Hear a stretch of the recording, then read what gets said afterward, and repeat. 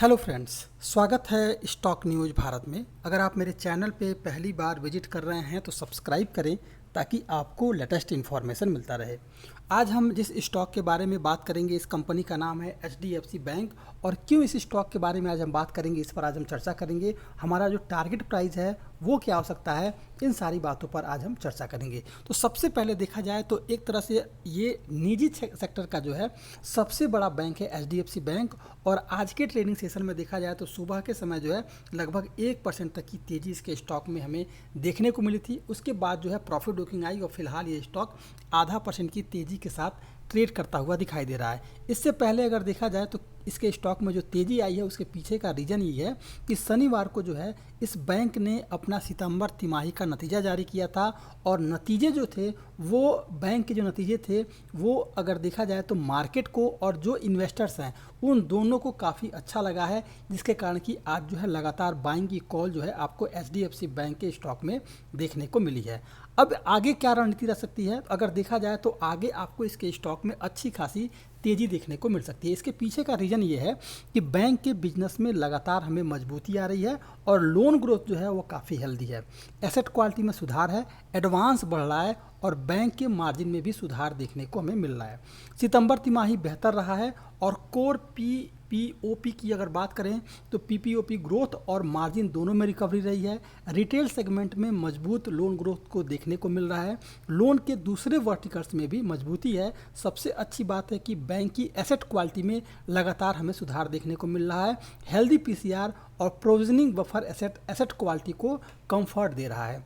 Bank का अगर financial year 2022 से लेकर के 2024 के दौरान जो है प्रॉफिट आफ्टर टैक्स की बात करें यानी कि पैट की बात करें तो लगभग जो है 19% CAGR ग्रोथ हमें रह सकती है। और फाइनेंशियल ईयर 2024 में जो है ROA और ROE में जो है लगभग 2% तक की, और ROA की बात करें तो लगभग 2% और ROE की बात करें तो लगभग जो है 70.2% के करीब जो है रहने का अनुमान है।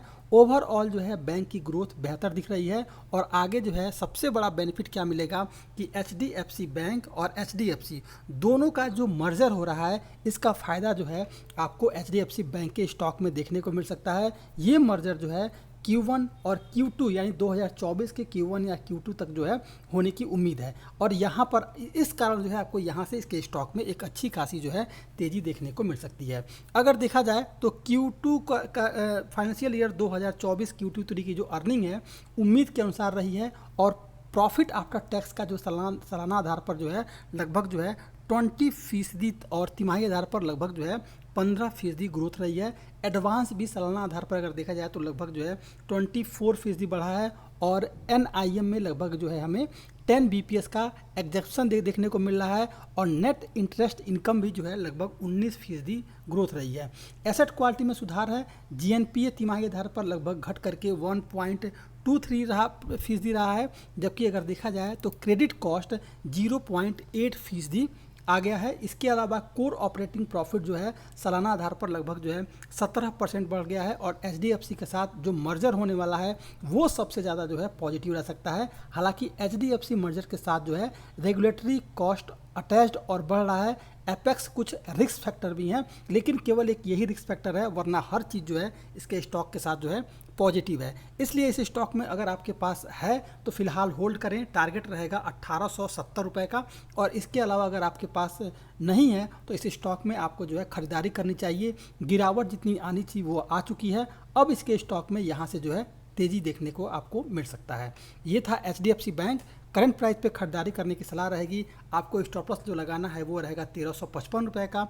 टारगेट रहेगा 1875 रुपये का। आने वाले 1.5 से 2 महीने में ये स्टॉक आपको 1875 से ऊपर जो है ट्रेड करता हुआ दिखाई दे सकता है। अगर आप मेरे चैनल पे पहली बार विजिट करना है तो सब्सक्राइब करें ताकि आपको लेटेस्ट इन्फॉर्मेशन मिलता रहे।